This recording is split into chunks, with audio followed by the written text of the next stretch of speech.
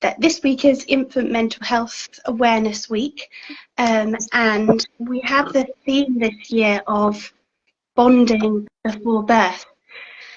And what has come out of that, I don't know if people have seen, but at the beginning of the week we saw the results of a survey that was led by the Parent Infant Foundation, and they found from their survey of 1,000 mothers that the majority said they didn't receive support about bonding with their baby antenatally, so in the first few days after birth, the first few days and weeks. So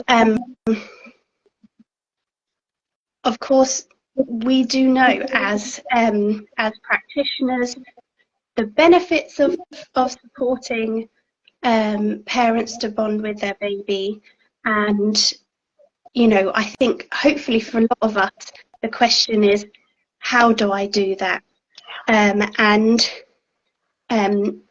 You know, is it something additional that I need to kind of tag on to the care that I'm already giving? I'm already pressed for time. Yeah, I think there probably will be a lot of questions and a lot of professionals wanting to help, but yeah, just wanting a way, an approach, a tool, a framework, whatever you would like to call it, to do this. So that brings us, I couldn't think of anyone better than Anulika to come and talk, because Anulika is genuinely absolutely inspiring, and we're going to hear from her about the wonderful way in which health visitors give their care in Manchester. And Anulika is a specialist health visitor, and she's also the lead for perinatal and infant mental health in Manchester. So thank you again, Anulika, for joining us. So let's just see. I would love just to start by asking you, we're going to talk today about what approach you have in Manchester. Can you share with us about that, what is going on in Manchester that you have set up? Thanks very much, Sarah. Thanks for inviting me. It was a pleasure to be in one of these video calls. In Manchester, we were like any other health visiting service across the UK when it came to infant mental health. You go out as a health visitor to see families, and you want to search for health needs. So previously, it was about trying to find whether there's a problem, whether the family are all right, how they are getting on. Quite a lot of asking questions and a lot of sitting down to ask questions, which actually feels sometimes like an interview. And then parents are kind of obliged to respond and answer. Until we did the Brazelton training, we did the EMBO training. We started in 2017, which changed the way we practice, because it's a strength-based approach. It takes us away from just sitting down to talk and talk and talk, to actually begin to find the baby. I use the word finding the baby, trying to find the individuality of that baby, who the baby is, the uniqueness of that baby, that would then inform pretty much everything we're looking for. So it's built around the Health Child program in the new birth visit or the 6 to 8 weeks visit. In the new birth visit, there's a lot around public health. There is a lot around feeding, around safe sleep. There's a lot around the relationship between the parents and the baby.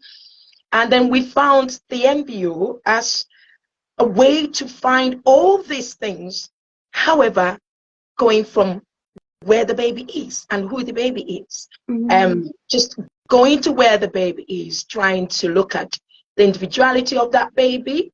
And then if we pick up any challenges, any difficulties in the relationship, of course, we take the process of trying to find intervention. There's in Manchester, I don't know if you know about Manchester, it's very forward-thinking city.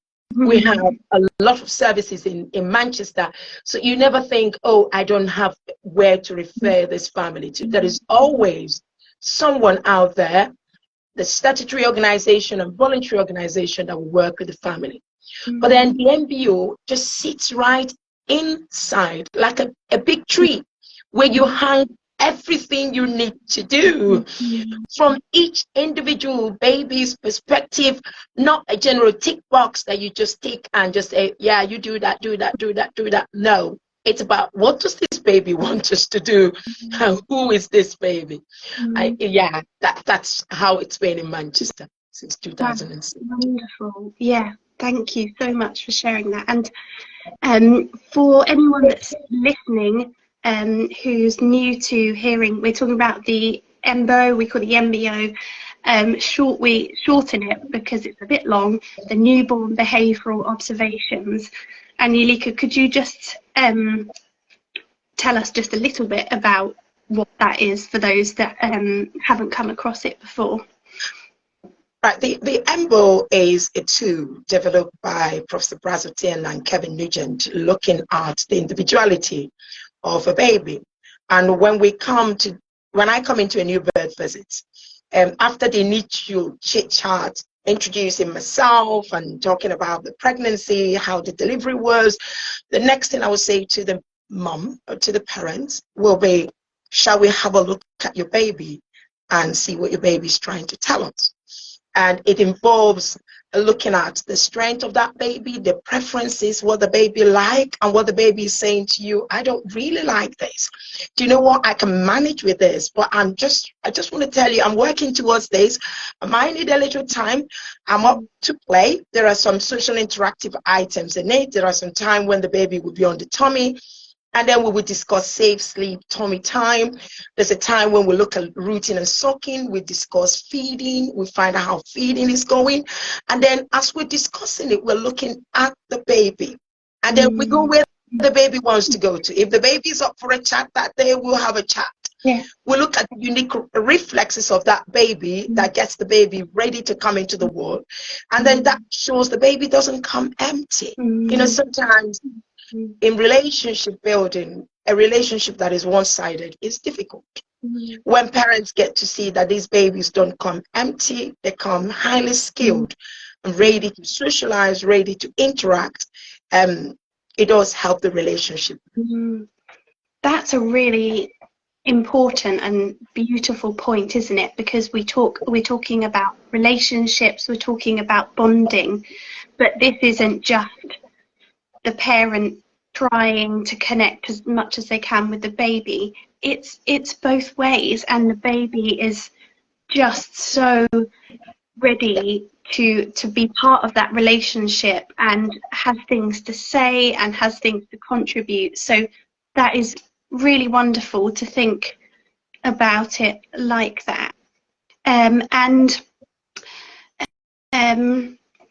So you've shared a bit about what that looks like for, you know, if you're doing, as a health visitor, doing a new birth visit, for example, and how it looks like when you use the MBO.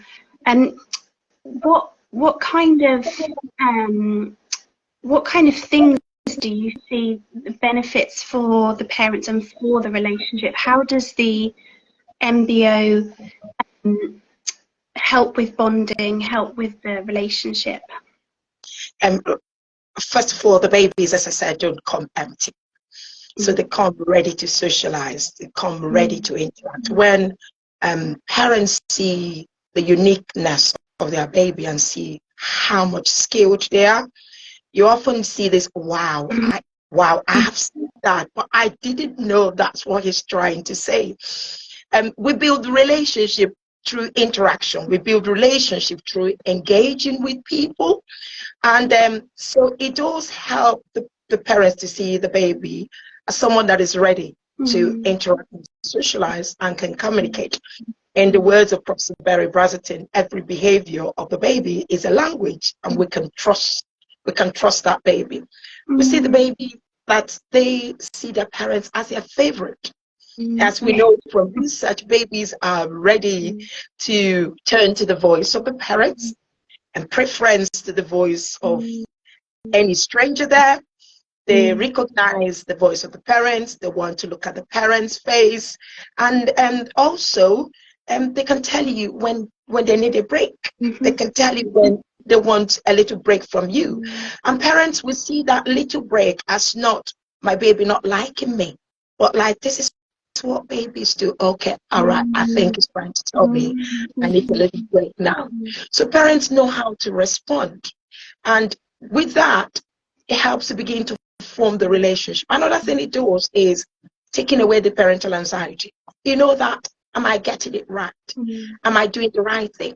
Am I sure I'm right? And there's a lot of blame and guilt that parents are having to manage with day by day. But all babies are not the same. Every baby are not the same. I've done loads of embos. I've seen loads of babies as a health visitor, and there is no baby that is the same. So it does help parents to begin to zoom in, kind of zoom into their baby, forgetting all this external pull and push all around, and then connect to their baby. It helps with bonding. Each time I've gone through it with parents, and by the time I'm going, I see these parents holding their baby, cuddling them, kissing them. Oh my goodness, look at you. So it does help in building relationship. It helps to manage parental anxieties and all that running around phoning, trying to go take the baby to A&E, thinking something is wrong. Parents can actually identify what is the normal baby behavior. Yes, thank you.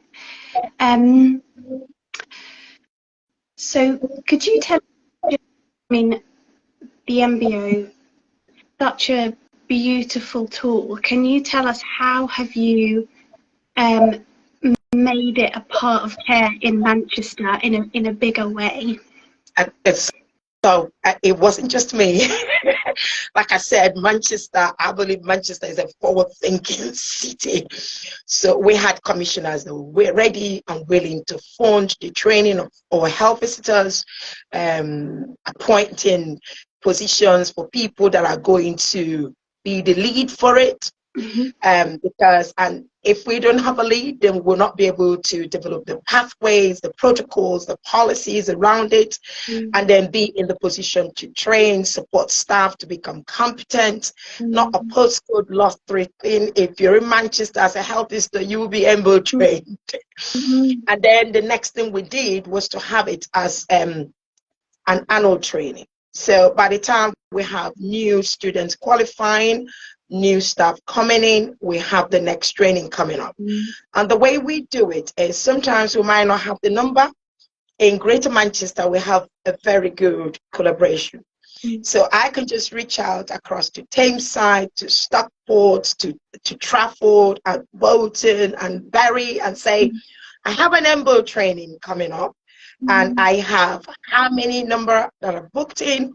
Do you want to take the space? And then so with that strong collaboration, you don't have to pay so much. You have everybody coming together to make sure that the staff are trained and competent, and there is supervision in place. If you're ever struggling with anything, of course, there is a system in place to support the staff. We have workshops, like over a couple of months, we hold a workshop where the staff can come in and we can discuss cases, we can discuss how the work is going and whether there are any challenges that we need to look at. Amazing. And you mentioned about the care pathway. So you have all of your health visitors trained in the EMBO. And yeah, so what about the care pathway?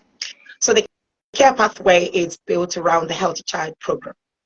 So every health visitor is meant to go out and see mothers when they've had a baby, in antenatal period, before they have a baby, and when they have a baby. And the embryo or the embryo is built as part of the new birth visit, and as part of the 6 to 8 weeks visit. In the new birth visit, as I explained previously, there's a lot of content on public health, the relationship between parents and the baby, feeding, safe sleep, the relationships. And then in the 6 to 8 week visit, that's when some services in Manchester, we do the first developmental review of the baby using the ages and stages questionnaire, which, if you look at a lot of the content of the social and communication in ages and stages, it's in the embryo. So it was easy to build it around the Healthy Child program. So that takes it away from being a postcode lottery, because every family will have a health visitor coming to do new birth visits. And then in the antenatal, when parents have antenatal visits, then the health visitor can have a conversation around what to expect, the support that is available when the baby is born. And then when the baby is born, the embryo is built within the new birth as a tree. I call it a tree. I love the tree, yeah.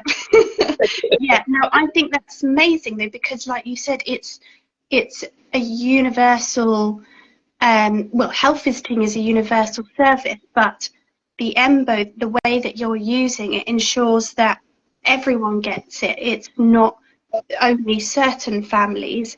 Everyone gets the chance to, to learn and to share about their baby with that health visitor, with that practitioner. So beautiful. Now, I do want to ask, can we talk just a little bit about time? I know you all know there's so many things out there for professionals to train in, tools to have, approaches to use, we know that health visitors, midwives, just generally, I mean, in the UK, our wonderful practitioners are often really short for time. What's your experience of the embryo in relation to that? Is it another thing, or you tell us. It's not another thing, Sarah. It's not another thing because it's built in, and actually it is time saving, saves a lot of time. When we support parents to get to know their baby, know what the baby likes, what the baby cues are, who the baby is, then you have less parents ringing the health visitor because the baby is just positive. And then the mom thinks, oh, I think it might be reflux. But it could be the autonomic system. It could be this mom has played with this baby so much that the baby just said, oh, wow, too much. It could be a baby that is a little bit sensitive and thinking, I can manage, but I manage a little dose at a time. I am good, but I take little dose at a time. And so you have parents that are more confident, like explained before. A lot of visits to the GP, a lot of phone calls to the health visitor, visits to A&E is associated or related to parental anxiety. And when we're able to manage that parental anxiety, because the parents are able to know, they see, and they can say, oh, this is how my baby communicates. This is what my baby is saying. I've had quite a lot of experience from, such parents that you think, oh, it's a new mom, not a lot of experiences, might be the one that will keep phoning and really concerned coming to the GP. And then these moms, because they had the intervention built in the new birth visit, not a new birth visit where you go and tick box and just have a file and just tick some boxes and no, it is a new birth visit where you're actually in there with the family. For example, when I start a new birth visit, I will pick the baby up, or where the baby is, without even picking the baby, I'll say to the mom, tell me about your baby. What have you noticed about him? What have you noticed about him? What have you noticed about your baby?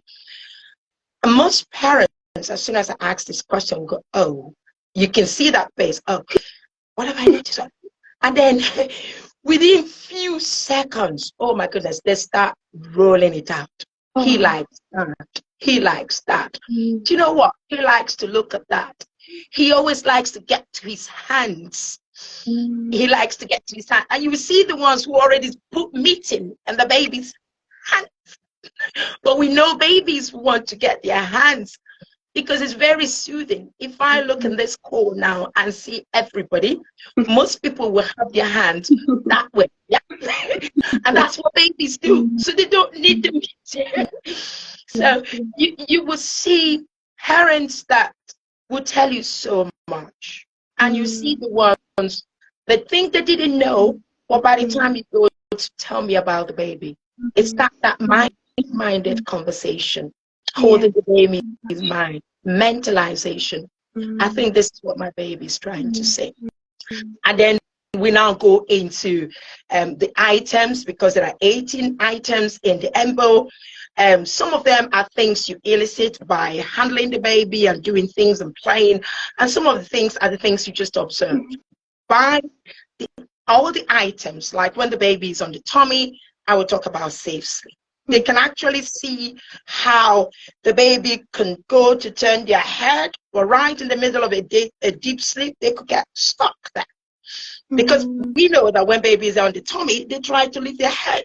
They try to free their airway. But when they are awake, they can. But when they are asleep, we're not sure. So they can see why they shouldn't put their baby on the tummy to sleep. And then I will talk about tummy time. They can see the baby on the tummy trying to push up. We talk about the importance of tummy time. And then we do the rooting and sucking. We talk about feeding. Tell me about how is the feeding going? How is the baby fed? We talk about suck, swallow. We talk about, baby friendly.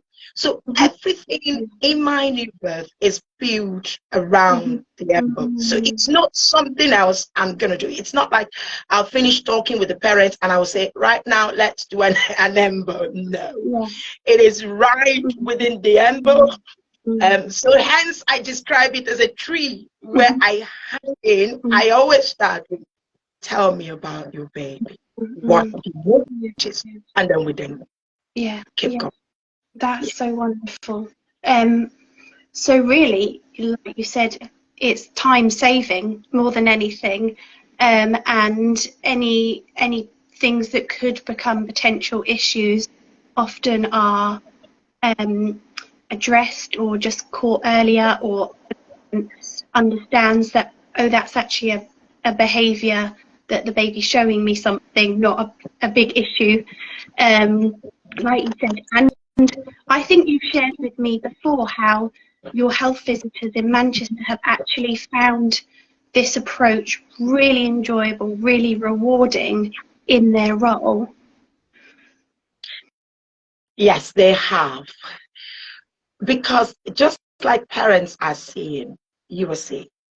And it's a means of building parent-infant relationship. It's also a means of building parent-practitioners relationship.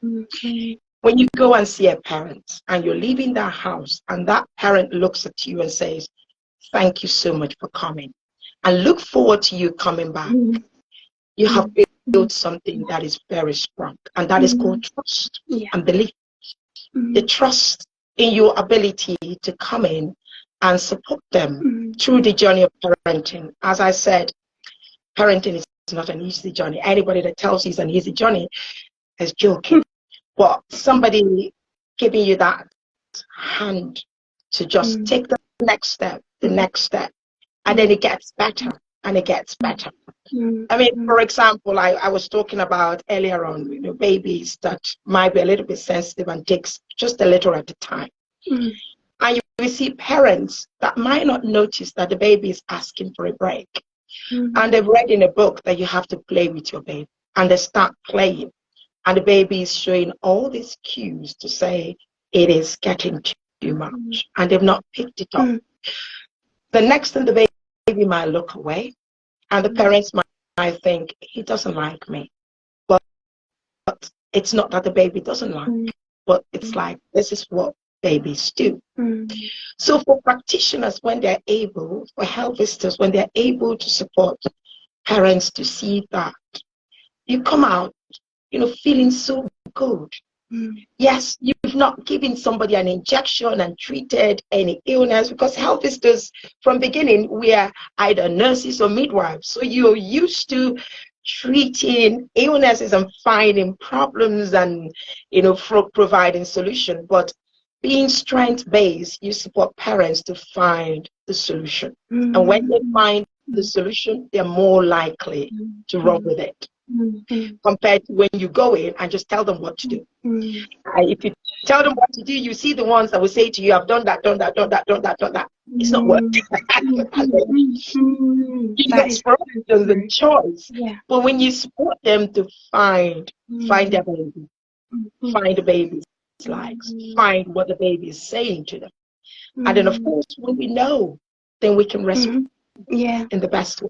Yes, that is lovely. Yeah. And I know that parents very often find it extremely affirming, because they know, like you said, they know already so much about their baby, and practitioner just showing things that they already kind of know is just affirming that, oh yes, I had noticed that. Or the practitioner maybe might say, oh, how do you find he likes to be soothed when he's upset? And it's that working together in partnership, and it's just so encouraging and affirming to the parent and all the things that they already know. So yeah. I would love to so we've been talking a bit about health visitors and what you're doing in Manchester, but we also have all kinds of other practitioners come and have the MBO training. It's absolutely relevant for anyone who works with newborn babies and their families. And this week, for the Infant Mental Health Week, the theme being bonding before birth. Anulika, do you think you could just share a little bit about how the EMBO, or kind of principles of the EMBO, can be used antenatally, by midwives and things? Can we use it even before the baby's born? Yeah.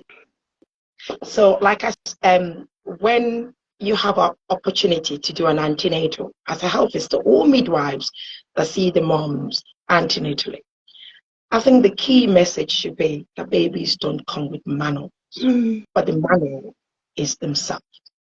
And supporting parents to know that there is a tool in place that can help them to know that their baby is unique, is an individual that is ready right from birth, that knows their voice and be hearing their voice from the time they were 20 weeks in utero. That's a long time to hear somebody's voice continuously, not to go looking for that person when you come out into the world to see the real person.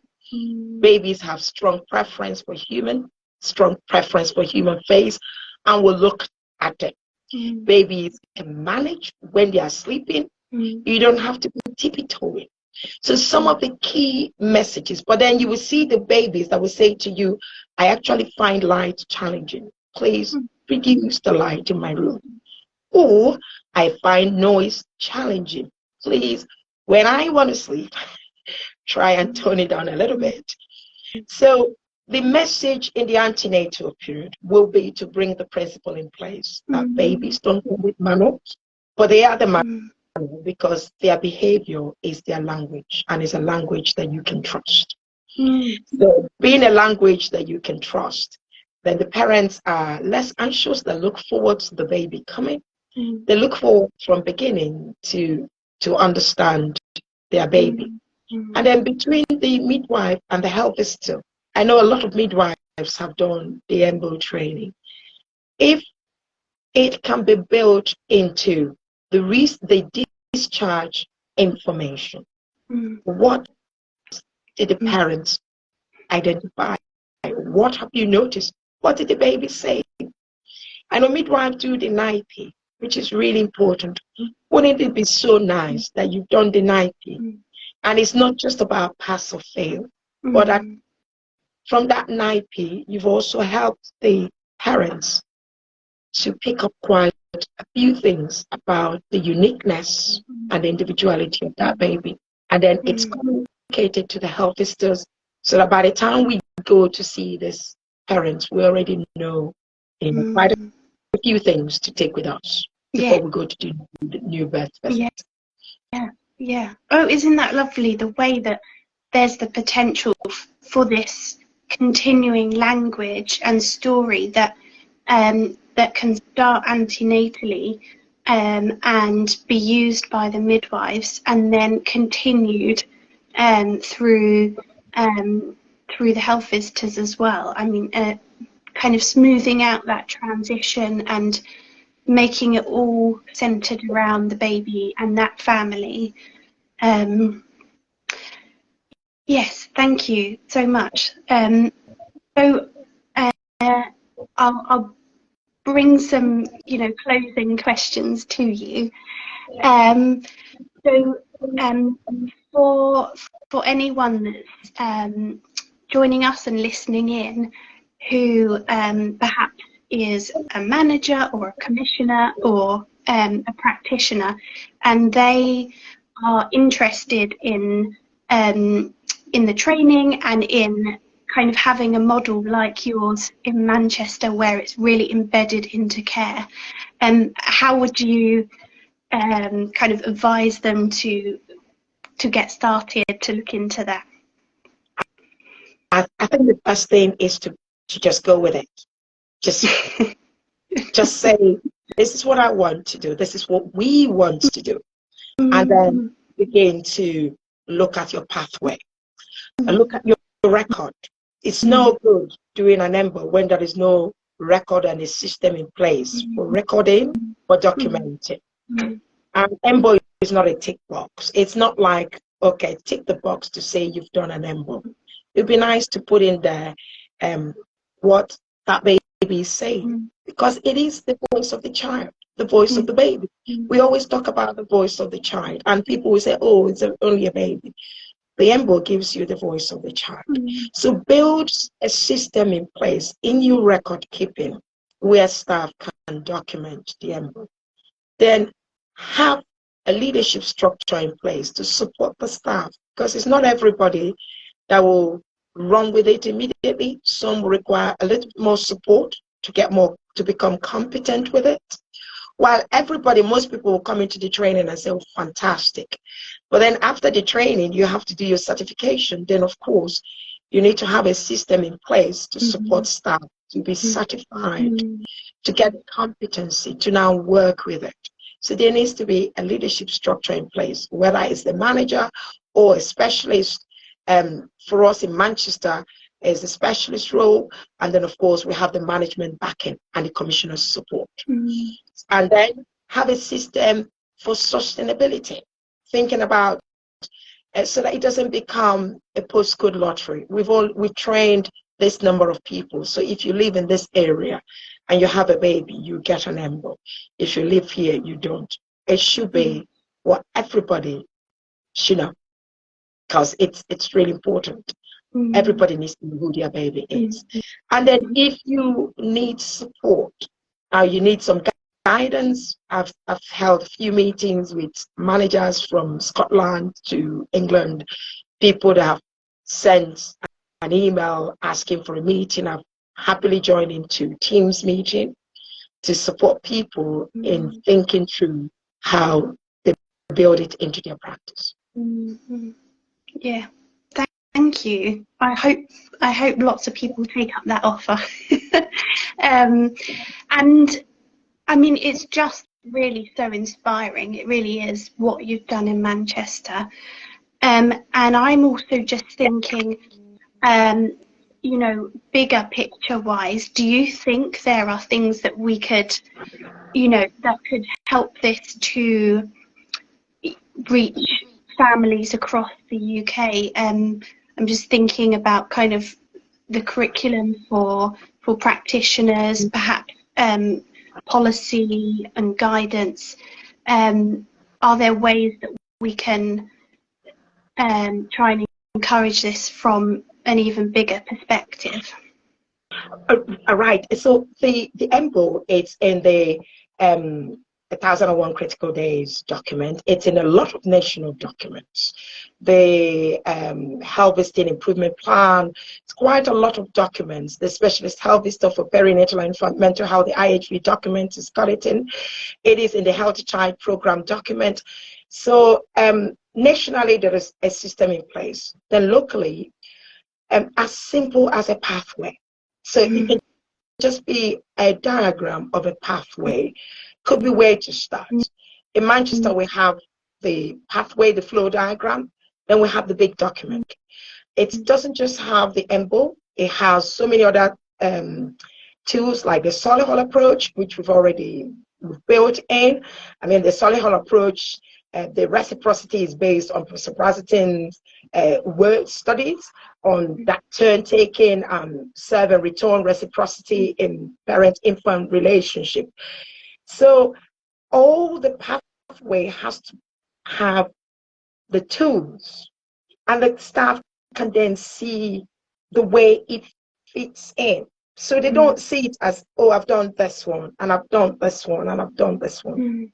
They see it as, this is all we have in our toolkit, and this is where we pull each tool to use. And a lot of time they work together, but you know how to pull it together. So we have a big document in Manchester. It's big policy document that has quite a lot. It's perinatal and infant mental health. So it has a lot. Then we have the flow diagram, which any staff can pull out, and it will guide them. Then of course we have this standard operating procedures as well. Fantastic. Well, thank you so much. I hope people, I couldn't imagine how you couldn't feel just really inspired and motivated by what you're doing. And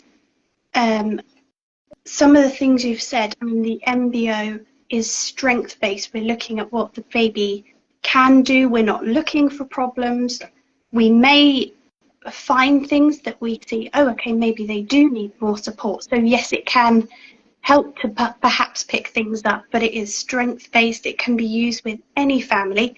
In fact, it's used around the world, which I think is extremely exciting. Babies' behaviour is their language. It's an international language. And the fact that it saves time, it's rewarding for practitioners, it helps care to be individualised to that baby and that family, because every baby is different. So, Anulika, just to close then, I wondered if you had a little kind of case study or a little story that you could, I don't know if I'm putting you on the spot, but to show us like the beauty of this tool and what it can do for that relationship between the parent and the baby. Which one do I don't know which one. There's quite a few, but I'm just going to, very quickly. So if you think about a parent where the mom thought the baby wasn't achieving the milestone on the air ski, and then I was so to go in, okay? You go in and then you're using the MBO, the browsing approach. And then this mom sees that actually what is happening is that this baby is finding the intrusive stimulation too much to manage. So intrusive stimulation where parents are right on the face of the baby and poking and pulling and playing, not realizing that this baby's been looking away and trying to show quite a lot of autonomic signs that interaction was too much. All the baby needs is a little break, and they're ready. And then, of course, in the session, the parents could actually see it. When the baby looked away, we talked about what the baby was doing. When he came back, we talked about. And the problem was that this baby is not smart, and the baby was about 6 or 7 weeks around this time. And then in the same session, this baby started smiling because he just took that little break, and it was so good that it was the dad that saw the smile first, and then the mom, oh, is that smiling? And then he just kept on smiling. At the end, we had at least about 4 smiles by the time we finished the session, just because the baby had the little break. And I could see why and how the overstimulation was a big thing for that baby. The threshold for it becoming too much was being exceeded. And then, of course, where parents thought the baby wasn't looking at them. And then, of course, it was another baby that needed a little bit break, but it was a bit of a challenging relationship. And this baby, while the mom was saying, I don't think he looks at me, I don't think he looks at me, in the whole session, as I held this baby, all the baby did was look at mom. Wow. All the baby did was look at mom. Mom wasn't holding the baby. I was holding the baby, but this baby didn't look at my face. It was constantly looking at mom that was sitting on my left side. And from what mom could say, is like all along, she's just been caring. She's just been caring for the baby and not really had that time to just stay. Just stay. All she needed to do was just be and just be. That's just be. And by the time I was leaving, she was holding the baby and cuddling and kissing, and oh my goodness, I didn't know she knows, but she does. Yeah, so that's just a little snippet of yeah. I think that's the perfect way to capture that. Often the embryo actually makes these special moments, doesn't it? It makes the moment of the parents' kind of eyes being opened, and just it can often, for some parents, be quite a turning point. In a really positive way. So, well, thank you so much again, Anulika. And if anyone has any further questions about the embryo, then you're more than welcome to get in touch with us at the Brazelton Centre. We'd be more than happy to answer any questions or talk through about kind of implementation. I know Anulika has kindly also said that she's happy to talk as well. Yeah, just thank you so much for joining us, everyone. Yeah, we just hopefully go and enjoy the sunshine. I will sure do. I'm going straight out to the sun. Oh, well, thank you again, and all the best to everyone. All the best, Sarah.